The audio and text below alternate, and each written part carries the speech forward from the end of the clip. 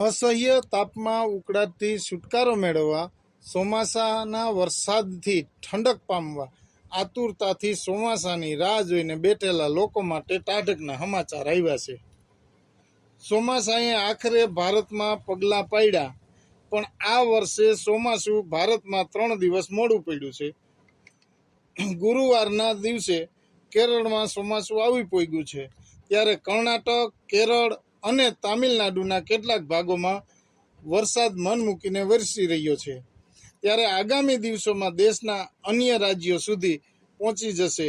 Delhi, NCR સહિત ઉત્તર ભારતમાં વાવાઝોડા અને વરસાદનો દોર ચાલુ છે, ત્યારે ગુજરાતમાં પણ જૂન મહિનાના છેલ્લા સપ્તાહમાં ચોમાસું એન્ટ્રી મારશે તેવી શક્યતા હવામાન વિભાગે જણાવી છે। દેશના કયા રાજ્યમાં ક્યારે વરસાદ પહોંચવાની શક્યતા છે, તો હવામાન વિભાગના જણાવ્યા અનુસાર 4 જૂનથી અરબી સમુદ્ર અને બંગાળની ખાડીના કેટલાક ભાગોમાં ચોમાસું આગળ વધી રહ્યું છે, ત્યારે 7 થી 8 જૂન તેલંગાણા અને ગોવામાં, 5 થી 10 જૂન સુધીમાં મહારાષ્ટ્ર, 20 જૂન સુધીમાં ગુજરાત, મધ્યપ્રદેશ, પૂર્વ યુપી અને બિહારમાં 15 થી 20 જૂન સુધીમાં, 25 થી 30 જૂન રાજસ્થાન અને દિલ્હી એનસીઆરમાં 30 જૂન આસપાસ પહોંચવાની સંભાવના છે। આજે 6 જૂનના ગુજરાતમાં ખાસ કરીને સૌરાષ્ટ્રના 3 જિલ્લા ગીર સોમનાથ,